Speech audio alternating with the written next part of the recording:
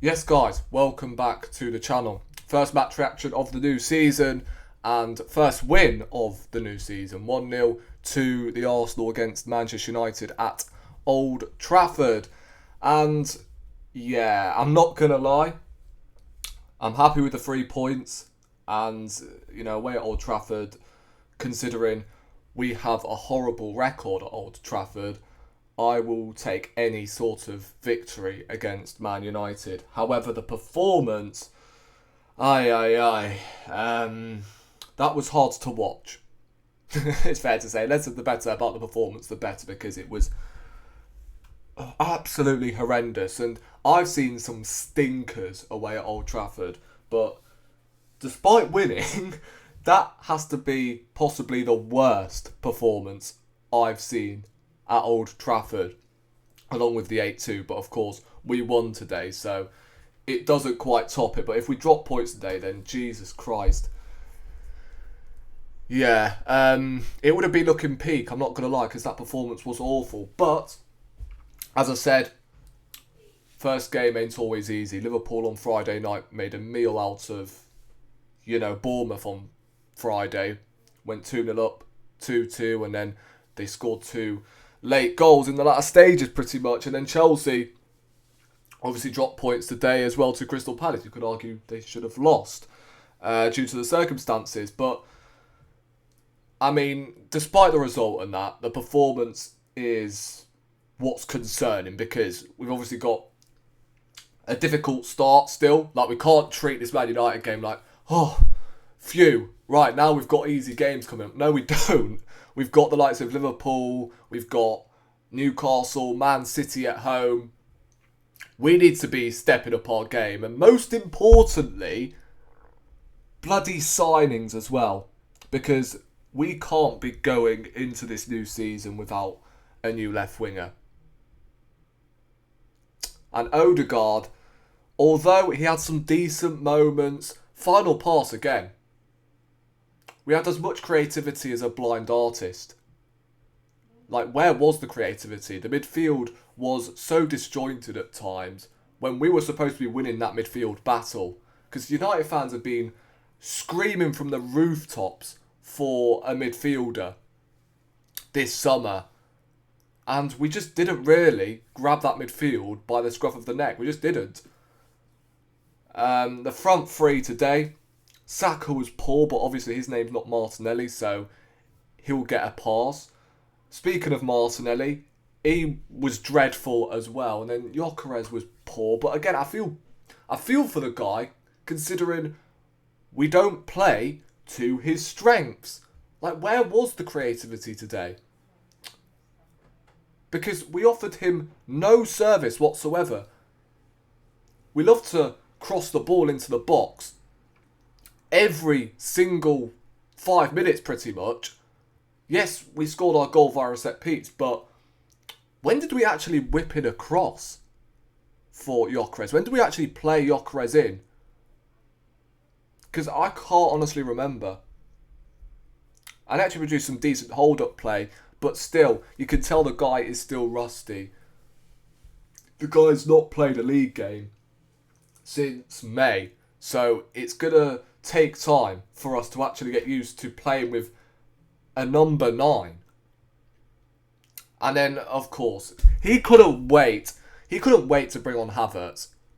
That's another thing as well. Like, 60 minutes Gyökeres had today. Your striker, who you paid 60 million for, but you still find a way to bring on Havertz, which is just a pointless substitution. If it's anything, Calafiori at the time was on a booking, so the smarter move would have been to bring him off and brought Timber on at left back. Obviously, Timber ended up coming on anyway to see out the game, but why didn't we bring on Timber at left back at half time? I don't get that. That Havertz sub was just such... I mean, we had other options. We actually, for once, had a decent selection of attacking players to throw on if we needed to. Ethan, we had the choice to bring Dalman if we wanted to. Obviously, Madueke came on, who I believe missed an absolute sitter. towards the end of the game. We had obviously Havertz who ended up coming on. Trossard's another one. I mean, he didn't get any minutes. Now, obviously, that clearly indicates that he's going, right? But use him. Like, he's being called up to the squad for a reason. And if you're not going to bring him on, who is known for, scoring from the bench, then why bring him in the sod in first place? I know we were winning at the time, but that Havertz sub was just a waste of time. If you want to take off Gyökeres after 80 minutes and bring on Havertz to slow the game down because he's good at that, then fair enough. But he brought him on within 60 minutes. I don't get it.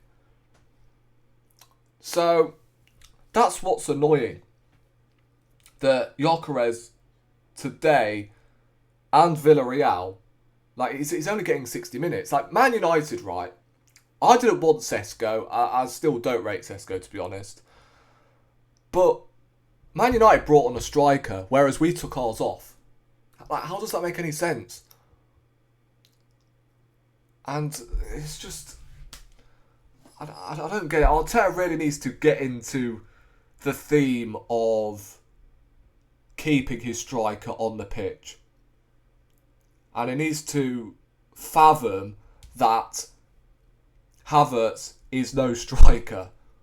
If you bring on Havertz, he is no striker. He's bringing on a false nine, precisely. So, listen, it was a terrible, terrible performance. It was a terrible game, but I'll take the 3 points. I don't even know where we are in the league. But look, the 3 points is what matters. But if we play like we did today against Liverpool, then it's a long day. Because today, I mean, we went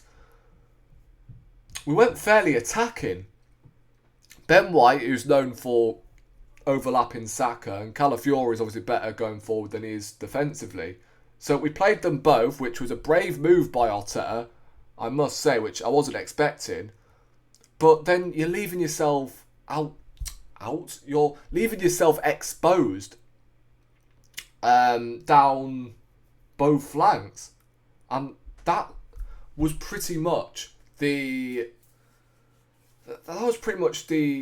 consequences that you were facing. It took me a while to get the term out there, but still, like, it is worrying that we are coming into this new season still underprepared. We still don't have a left winger. We're practically relying on Gyökeres to stay fit for the whole season, or else we're back to either Havertz or Marino. I don't know. I really don't know. But yeah, let me know what you guys make of the game in the comment section down below. I'll be live later on for a call-in show in case you guys want to have your say. But again, I don't want to seem like I'm disappointed because, again, we've got the 3 points, but it's just concerning that the performance was fairly poor against a terrible Man United team, arguably the worst Man United team in decades, if not the worst. But yeah, subscribe to the channel if you haven't already. In fact, just before I go, players who have impressed me. I mean, Ben White had a decent game. I felt like Raya was man of the match. He was astronomically clear of everyone else on the pitch, to me. And made a big save in that first half. Potentially save of the season already. That was insane. As I said, Ben White played well. Saliba and Gabriel played well in the second half, I felt like. Calafiori got the goal. Zubimendi was decent. Rice, didn't really see a whole lot of him. Odegaard had some nice patterns here and there. But again, the final ball is just traditional Odegaard pretty much. And then the front line I've already mentioned. So yeah, there's still a lot to improve on. But again, we've got the 3 points and that's all that matters. So yeah, subscribe to the channel if you haven't already. I'm on road to 2K and I'll catch you in the next one.